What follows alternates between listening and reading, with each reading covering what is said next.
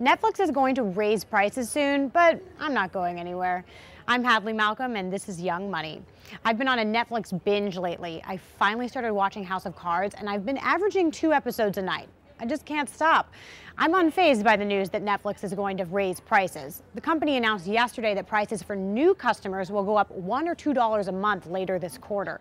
Current streaming customers pay $7.99 a month, and we'll get to stay at that price for a while. But even once it does go up, the bottom line is the move increases competition, and that leads to good news for everyone. Plus, where else am I supposed to stream old episodes of Dawson's Creek?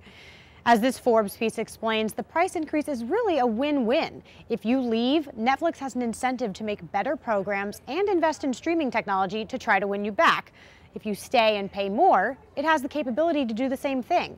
Either way, other streaming sites will be pushed to offer better content too to keep up. Sounds like a good deal to me. Stay savvy.